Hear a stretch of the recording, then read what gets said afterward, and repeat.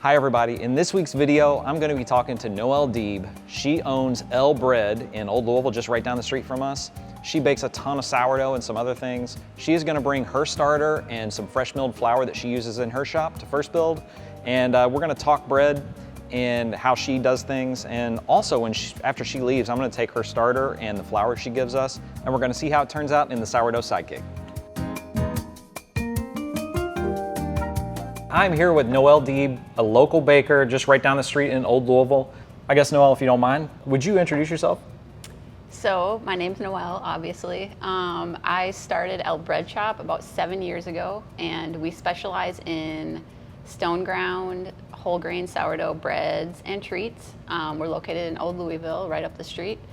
And I probably baked my first loaf of sourdough in 2012, and it was specifically just because I loved kitchen projects. Like at that time I was really into just fermenting stuff in general, and then it kind of just like melted into that, and feeding my family is good food's important, and so it quickly became an obsession.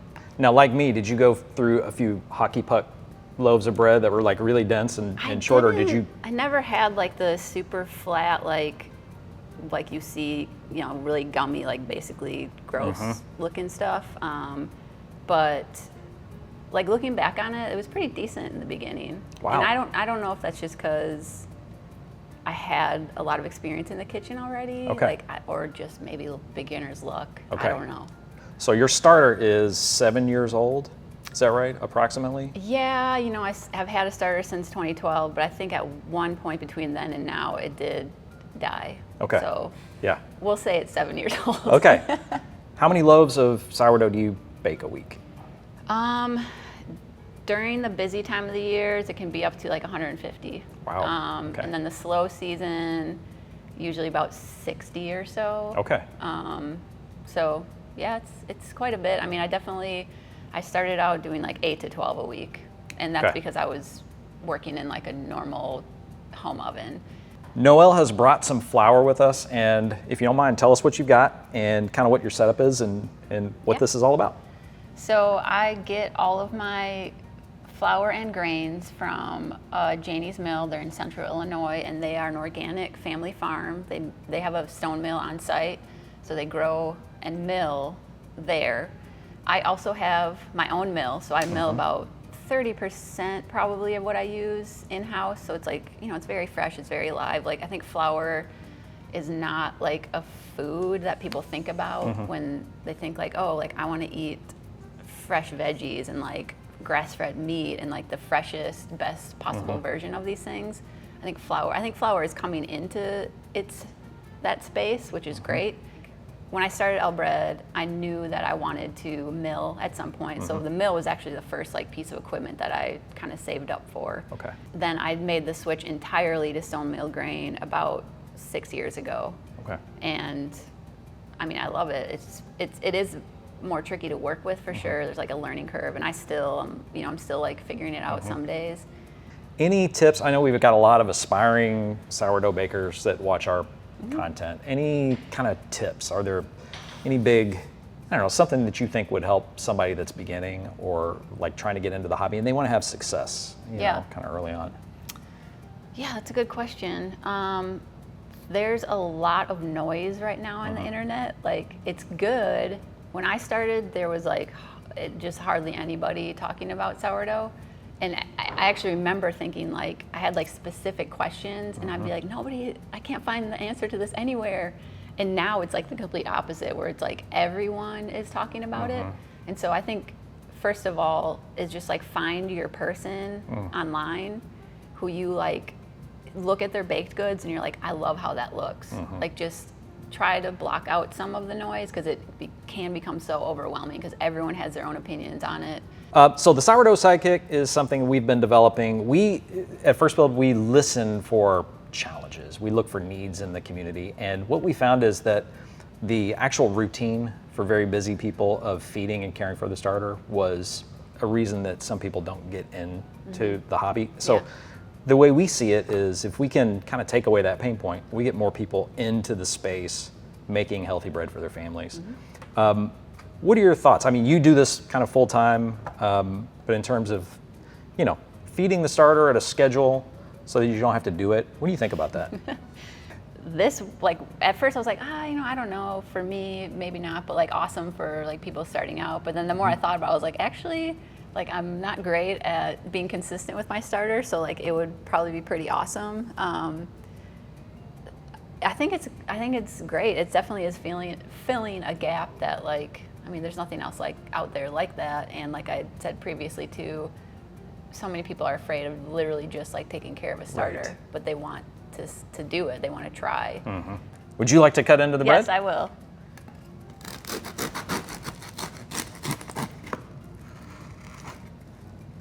Yeah, the bottom is always the tricky part. Yeah, of course, but that's how you know beautiful. it's good, is when there's the crunchy, crusty bottom. Awesome.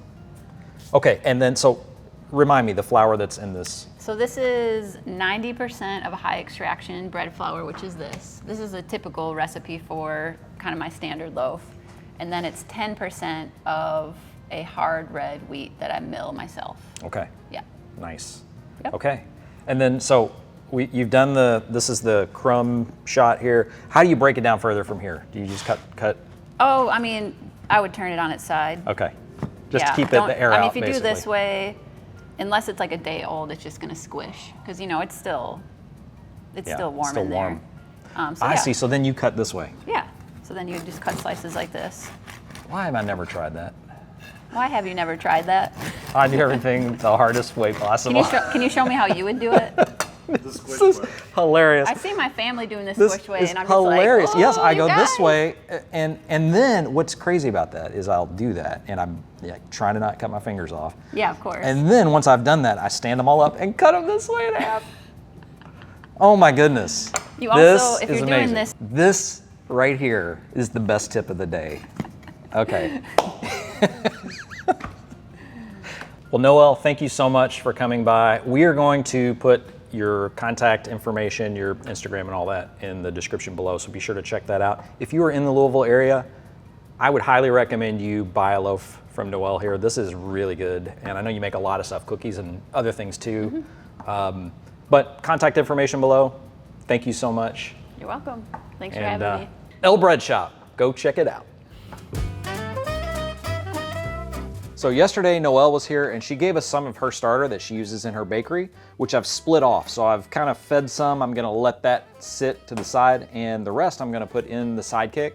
And we're gonna grow this for a few days, and then I'm gonna bake a loaf of bread with it using her flour. So we're gonna walk through the calibration. What does that look like? This is not just standard all-purpose flour. This is hard red wheat, and she said it's high extraction flour, so it's been sifted so that it kind of resembles all-purpose flour. So we're gonna go ahead and fill this up, and then I'm gonna calibrate it. I wanna make sure I save some to bake with. Thinking I should probably put this flour in the freezer. I know fresh milled flour can tend to go bad if you don't freeze. A lot of people freeze it. I think I'm gonna do that. First of all, I do need a scale, and I'm gonna get the tare weight of the entire crock assembly here. 591. Under settings, I'm gonna go to calibrate. Oop, almost. There we go. And we're gonna calibrate the flour. So what the product is doing right now, what the Sidekick is doing, is dispensing a specific length of time of flour. And it thinks that should be equivalent to 50 grams, but we're gonna weigh it and see what the mass of that actually is. And then we're gonna tell it what the actual mass is, and then it will compensate and correct for any difference in the amount of dispensed flour versus what it thought it dispensed. And we do this because different flours have different consistencies, and so they dispense a little differently, and we want it to be as precise as possible. So what that means for you is if you prefer to do a blend, say you do all-purpose and a little bit of whole wheat flour for your starter maintenance, and you do that, it's gonna have a little different consistency than just all-purpose flour, so you'd wanna run a calibration. It's a very simple process. It'll keep your product kind of accurately dispensing. We will remove this crock. I'm gonna weigh the difference. It was 591, now it's 641. That's, in my math, that's 50 grams exactly. So this thing is like spot on. So I'm just gonna tell it, 50 grams. I'm gonna confirm that. We're good to go. We are calibrated. So one more thing I'm gonna do is I don't wanna waste this flour. So I'm just gonna put it right back in. No waste. And now we know our dispense will be accurate. So while I've got this out, I'm gonna go ahead and put in my seed. So this is the starter from yesterday that we got from Noel. Thanks again, Noel. This is really cool. I'm gonna put a tablespoon of this starter. And this starter is hungry at this point. That is right about 14 grams. That's why we ask for a seed of 14 grams. Just because it's simple, everybody's got a tablespoon, and this will be accurate enough. So we are feeding this Noel's flour that she uses because, hey, that's the diet it expects, and we want it to stay happy. Okay, and now we're gonna do an auto mode. So it is Tuesday right now at 9:09 a.m. I would like this, I think I'm gonna have this ready for Thursday. So let me go ahead and do auto mode. And I'm gonna select Thursday. And I would like this to be ready at 8. Let's do 8:30. I've got a little LED out there on this prototype, so ignore that. And I'm just gonna do like, I think I'll do 300. My seed, I've already added that, 14 grams.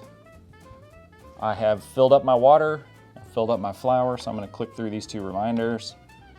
And there's a summary of what I'm doing. My goal is Thursday, 8:30 a.m., and it's 300 grams of starter. It should actually say 300 there. And now it's gonna start feeding. This part's always fun to watch. It's a little mesmerizing to watch it mix. All right, we're gonna let the Sidekick do its job, and we'll be back Thursday to mix up our dough.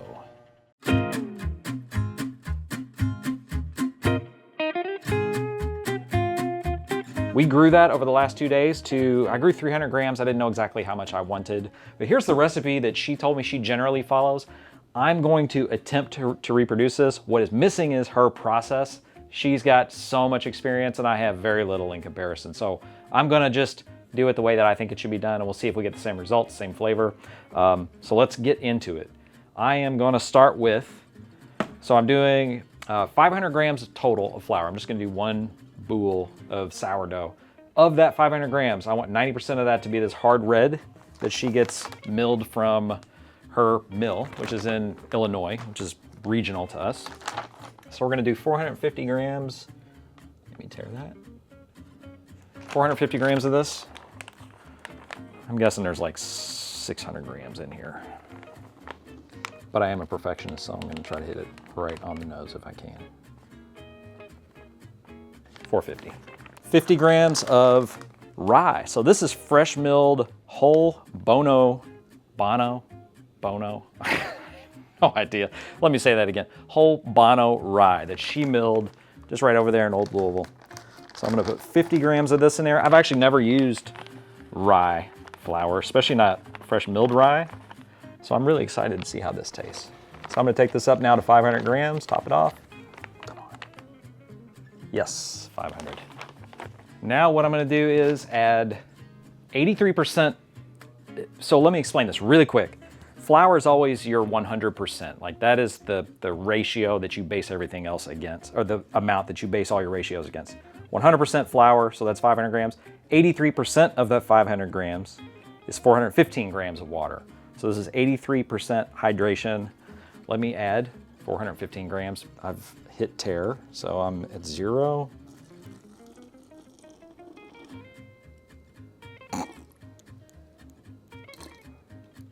Oh my gosh. Oh, 415. Nice. Come on. This process is called autolyse. So I'm allowing this flour to fully hydrate and absorb this water before I add my other 2 ingredients, which are salt and that beautiful starter that we've grown. So what I'm gonna do is mix this up. You can use your hands. I don't like to because, I don't know, just it's easier to use this spatula in this deep Cambro bowl here. And it's gonna be shaggy, that's okay. We're literally just letting it hydrate, and then we're gonna mix it up a lot better. So now what we're gonna do is let that sit. I'm gonna cover it, and we're gonna wait about 30 minutes to 60 minutes, so somewhere in there, depending on my meetings. By the way, this right here, if you see that, I am dehydrating the discard, so I fed this by hand also this morning, and I took the discard and I'm gonna dehydrate this and put it in a little Ziploc bag and throw it in the fridge as a backup. So something kind of cool you can do. Spread it real thin on parchment, let it sit for maybe 24 hours until it's dry, break it up, put it in a baggie. Okay, so we are really close to putting our starter and salt into the sourdough dough. Something I wanted to mention, I set this up, if you recall, I set this up for 8:30 Thursday morning. It is now almost at 1:48 on Thursday afternoon. So we've gone a little over 5 hours past our ready time. It's okay, like it is fallen a little bit, but this starter is still totally viable. It's getting a little more hungry. But we're gonna work with it. I think it's gonna be great. Just wanted you to know there's some wiggle room in your ready time. I just wanted it to be ready sometime, like early part of the day. Let's get out 100 grams of starter, which is 20% of my flour weight. So 500 grams of flour, 20% of that, 100 grams. Okay. So that is awesome, look at that. And what you can do, I didn't do it this time, probably should have, is reserve a little bit of your water in this bowl and take the starter, put it in the water and sort of dissolve it in the water. Again, I'm not doing that, but 108, a little more than I wanted. That's okay. Some of it's gonna stick actually to that bowl when I transfer it. But put it back in here. I'll decide if I wanna continue growing that or I might just throw it in the fridge, I'm not sure. All right, my last ingredient is salt. 10 grams of diamond crystal. I use it for everything. Okay, so our auto lease is complete at this point, and it already looks a little thicker, or not thicker, a little smoother. It's not as shaggy, whatever. Let's go ahead and mix the starter in, and I probably should use a little water, but it's all good. See if I can't get all that out. Again, ideally I would have just weighed the starter right into the bucket here, but I didn't. It'll be fine.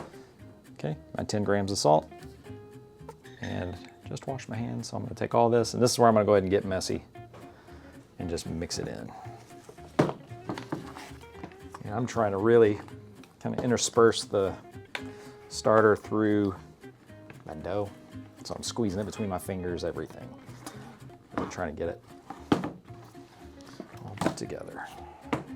Put the lid back on, and about every 30 minutes for the next, let's see, I want to do three or four stretch and folds. So over the next 2 hours, I'm going to do some stretch and folds. All right, first stretch and fold. It's been about 30 minutes. Pro tip, you all know this. Just dip your hand in some water just to keep it from sticking, and then just go in.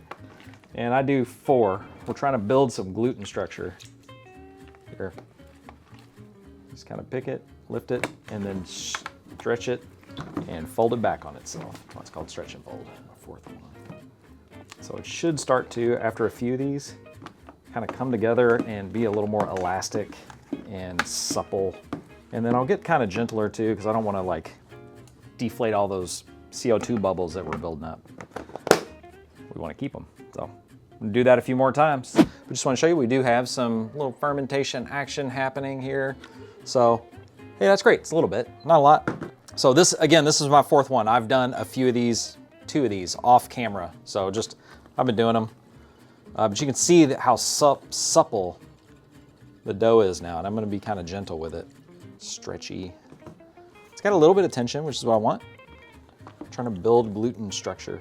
And we're just gonna let this hang out for maybe a couple more hours. I mean, it's been out for 2, and it's in mid 70s, I think, in this kitchen. So let it go a little bit more, and then we'll shape it and get it in a banneton basket. We'll see how this turns out. I'm sure Noel's gonna see my process and cringe. Well, that's a mess, but it's all right.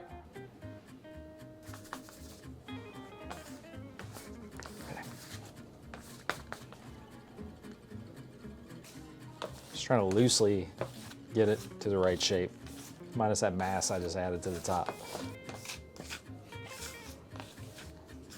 I think that's maybe good enough. I'm just gonna let this rest for 15 minutes and then we're gonna come and do some final shaping. Let's see here. Isn't this great? Just like all those pros you see on the YouTube.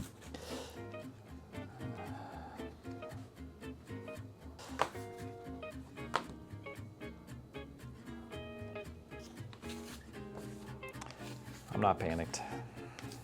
Okay, I'm just trying to get that to pull into a nice tight little ball. Hey, that turned out all right. Look, it's kind of jiggly and I don't know. All right, and I've got this banneton basket. I just lightly floured it. You can use rice flour and other things, but I just used a little bit of this, the flour that this is already mostly composed of. So it's gonna go in the fridge for cold proof overnight. In the morning, I'm gonna get it out, let it kind of chill on the counter for maybe an hour or something, and then I'm gonna get it in the Dutch oven. We're gonna bake it and see how it tastes. So I'm just gonna flip it out onto this piece of parchment paper. Super simple. I'm gonna go ahead and score it with my lom here. Kind of open that up. Looks great. Look at you can see the bubbles in there. All right, so I've had this Dutch oven, this combo cooker in here for about an hour at 450 to get hot. And I highly recommend one of these. It's fantastic. Good and hot. Okay. Transfer. All right, let's get it in.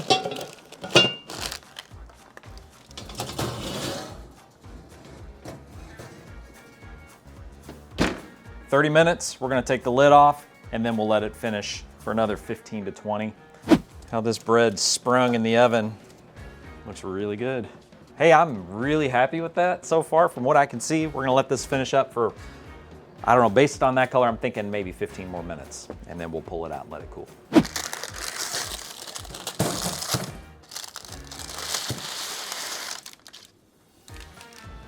Okay, the sourdough has cooled. We're gonna cut into it and see how it looks.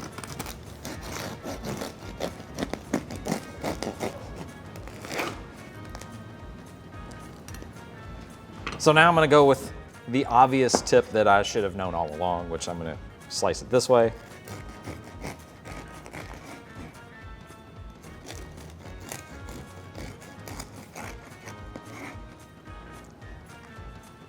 Tastes great. I mean, it's very similar. I used her starter, I used her flour, and I used her basic recipe, minus the baking process. I don't know exactly what she does, but Noel, thank you very much. I would call this a total success. The Sidekick helped me out. Hey, I grew her starter while I went home, and that is fantastic. So what you've seen here is really a short version of the discussion I had with Noel. If you want to see the full-length video, be sure to check out the link. She had a lot of great information, a lot of insights as a professional baker. So be sure to check out that full conversation with Noel, and we'll see you next time.